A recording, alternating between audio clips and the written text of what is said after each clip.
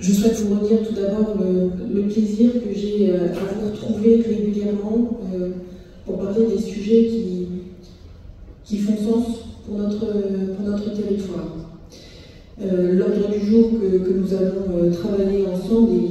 il est dense, comme à chaque fois, sans doute cette fois-ci un peu plus que les fois précédentes, mais c'est sans doute le moment qui veut ça. Ce que je retiens, en tout cas des dernières semaines et des derniers mois, c'est que notre territoire, une fois de plus, a traversé un certain nombre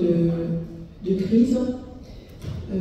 des crises liées aux catastrophes naturelles. Je vais en redire un mot dans un instant, des crises sanitaires, et j'ai bien vu que le sujet était également à votre ordre du jour.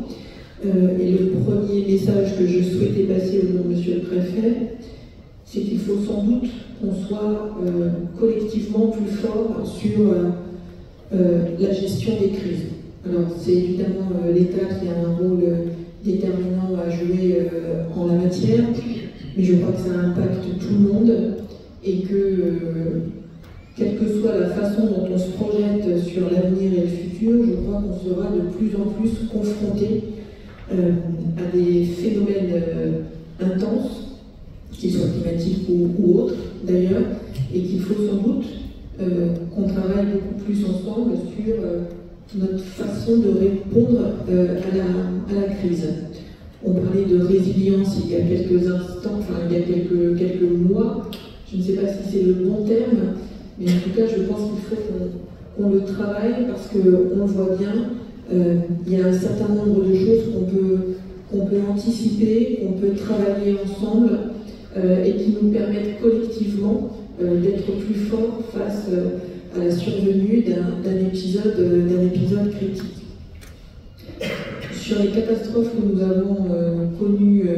sur le territoire ces derniers mois, il y a évidemment celle qui nous a directement impacté, même si elle ne s'est pas déroulée sur notre territoire, qui est celle de Chido à Mayotte, compte tenu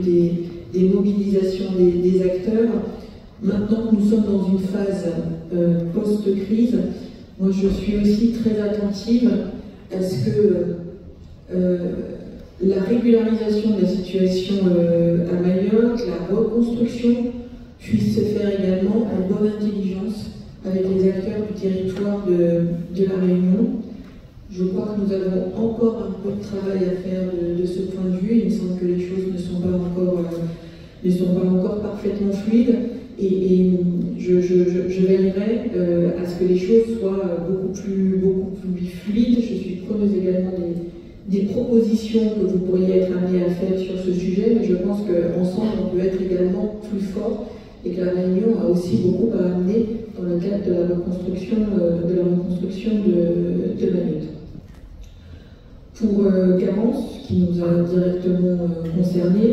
il y a évidemment un accompagnement qui doit se mettre en place, notamment pour un certain nombre d'acteurs qui ont été directement touchés et très fortement touchés par les conséquences du passage de Garance. Les agriculteurs, évidemment, il y a un certain nombre de choses qui sont mises en place, mais tout n'est pas encore finalisé. Les collectivités également. Et puis, il nous demande, comme vous le savez, qui a été faite au niveau de l'Union européenne pour que le territoire soit bénéficiaire du Fonds de solidarité de l'Union européenne, avec une instruction qui est actuellement en cours et dont nous attendons les résultats, sans doute pour le mois de juillet ou le mois d'août, enfin dans les prochaines semaines. Premier message, donc, notre capacité à répondre aux crises, parce que je pense que le sujet va se proposer et qu'il faut que nous ayons cette agilité, quel que soit le sujet, d'y répondre intelligemment et d'en tirer les bons enseignements.